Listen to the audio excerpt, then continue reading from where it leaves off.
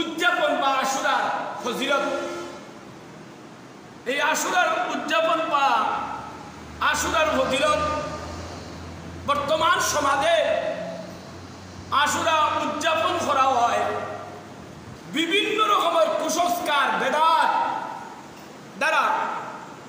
ইহাতকে আহলে সুন্নাত ওয়াল জামাত হকপন্থী যারা আছে এরাও অনেক সময় অনেক ক্ষেত্রে এই আশুরা উদযাপন করতে অনেক অনুষ্ঠান অনেক কিছু আবিষ্কার করে ফেলায়, অনেক কিছু করে খবরও গিয়া সাজপুর ইত্যাদি সহ এই সমস্ত আবিষ্কার করে।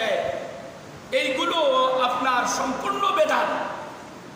আল্লাহ পাক রব্বুল আলামিন কইন ফালা তাজলিমু ফিহিন্না আনফুসাকুম, ও আল্লাহর গোলাম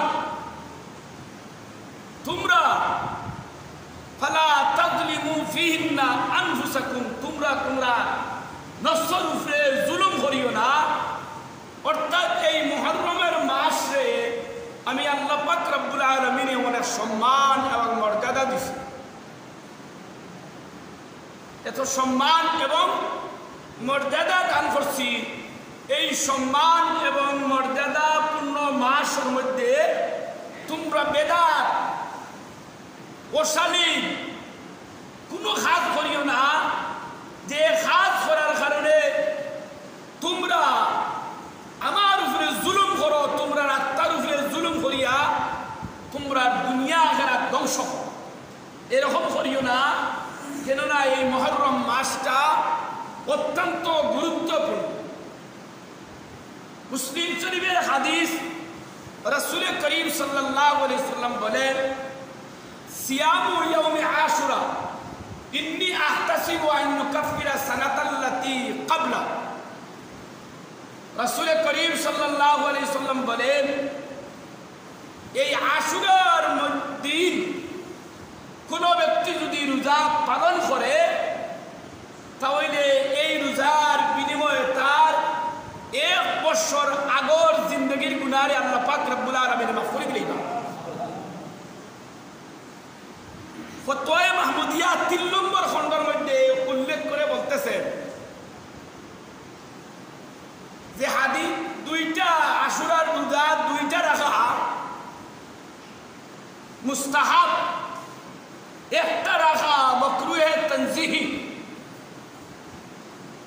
দুইটা রাখা উত্তম, ভালো, খুব ভালো কাজ, সওয়াবের কাজ। কেউ যদি রাখতে পারে না, হারাম না হয়। ফতোয়ায়ে মাহমুদিয়া 3 নম্বর খণ্ডের মধ্যে উল্লেখ করে বললাম যে মাকরুহে তানজিহি একটা রাখা, নতুবা আপনি 10 তারিখ, 11 তারিখ, 9 তারিখ, 10 তারিখ এইভাবে এই মাস আশুরার মাস আপনি রোজা রাখবা, নফল ইবাদত করবা, বেশ বেশ করে আপনি জিকির আজকার করবা। সাহাবা কিরাম জিজ্ঞাসা করলা, ইয়া রাসূলুল্লাহ এই সারাটা মাস কি রোজা? বলে হ্যাঁ, এই সারাটা মাস রোজা রাখার মাস। কেউ যদি পারে না তাহলে কমপক্ষে এই আশুরার দিন রোজা রাখবা। অন্য হাদিস শরীফের মধ্যে রাসূল করিম সাল্লাল্লাহু আলাইহি ওয়াসাল্লাম বলেন, মুসলিম শরীফের রওয়ায়াত, আফদালুস সিয়াম বাদা রমজান শাহরুল্লাহিল মুহররম ওয়া আফদালুস সালাত বাদাল ফরিদা সালাতুল লাইল। রমজান শরীফের রোজার পরে সবচেয়ে উত্তম রোজা হলো মুহররমের রোজা। মুহররমের রোজা আফদালুস সিয়াম বাদা রমজান শাহরুল্লাহিল মুহররম, মুহররমের রোজা। আর ফরজ নামাজের পরে সবচেয়ে উত্তম নামাজ হলো সালাতুল লাইলে, তাহাজ্জুদের নামাজ।